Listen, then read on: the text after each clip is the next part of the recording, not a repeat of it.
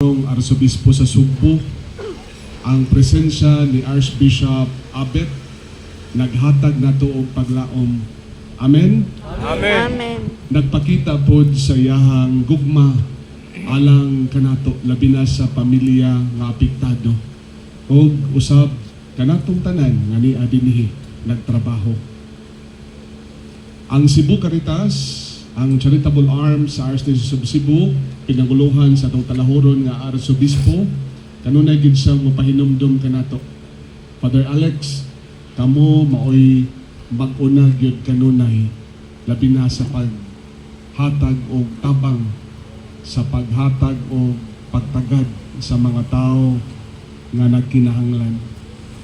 So mo na nung kanang makita ginato ang presensya sa simbahan sa mga katalagman, no? Panahon sa linog, halimbawa mo, ano sa ito na itabo? September 30. Pagka October 1 gyud, mao man tong installation ni Archbishop Abet, di ba? September 30 pagkagabi adto. Pag October 1 gyud, si Archbishop sa UKS buntag, dito na siya sa norte.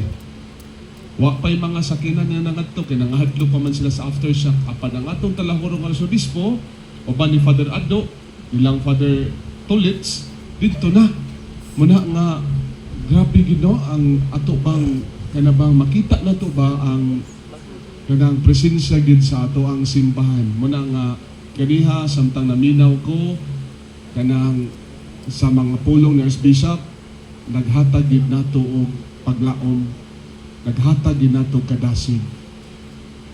Uban ninyo nakailagid ko kay uban ani ako'y nagkasal.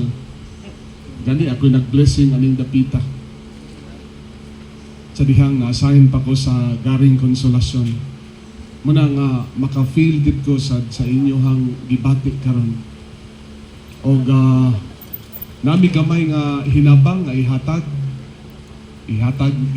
ni sa duha ka institusyon na diin ang atong talahurong Arsobispo mao'y nangulo ni ini siya gid mao'y naghatag natong direksyon nga mohatag ta og hinapang sa ato maigsuon nga apektado. So sa pagkakaron si Father Jose de Dios pinaagi siyang Parish Caritas, pinaagi ni Nanay Bibi, naka-come up ta og mga lista sa mga apektado sa taga Binalyo o sa taga Panuypoy. So aduna tay mga 88 ka buok nga na-identify og ang wala mapil sa lista nga ni karon dinhi ay mo kabalaka apil gyapon mo nga among tagaan. Upat ka item sa itong ihatag karong adlaw. Una is gihatag sa LH Foundation, pinaguluhan ni Sir Edmund Liu. Kini mga buckets gitawag ni og family kits, no, na kompleto ni na ay bugas, na ay mga canned goods, mga assorted goods, mga noodles, kompleto. No, naapay gatas, naapay kape, naanang sud anang balde.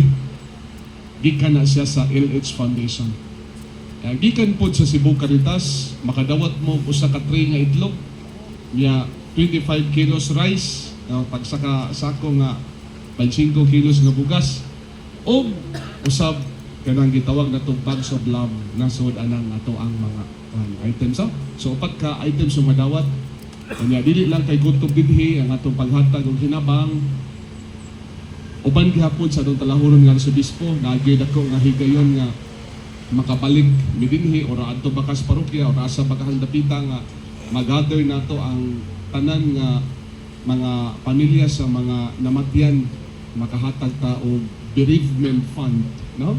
Susama sa gihimo ng Archbishop dito sa namatyan og mga sakop sa pamilya dito sa Bugo, panahon sa linog. So mo po natong buhaton din hiya kay kanang sige pa man ang atong retrieval operation, dili pa man ang tanan nakit-an nga manghinaot nga pay mga buhi gyud, no, nga og tuod dito magtang paglaom ana, no. Karon kay wa pa man makompleto ang lista, naa sa lista ni Father Jose de Dios, 20 pa man kabuok, bilang ko sa nato ihatag karon ang bereavement fund. Idungan lang nato sa para magdungan din ang tanan. Uban po ni Father Moni kay 80% sa mga nagtrabaho dinhi gikan man sa Panuypoy, gikan ani maong barangay. So So, parokyano ni Father Moni, munang nihangyo na lang po ni Father Moni nga to coordinate with Father Jose de Dios para mausa na itong mga lista. No, nga ang lista sa Panuypoy o ang lista usab sa Binaliyo nga site. So, atong makit-an gyud tanan para ang tanan makadawat gyud og tapang. Okay?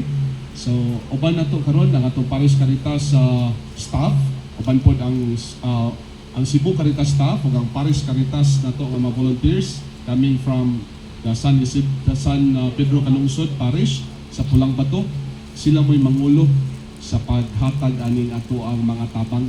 Kaya gamay lang siguro nga picture taking, no, ari ka sa tubangan, pa-picture ka sa tong kalahuron nga Arsobispo o niya human ana naamay listahan si Father Jose de Dios atong ihatag ang tabang sa tagsa-tagsa ka mga pamilya nga apektado. Daghang salamat.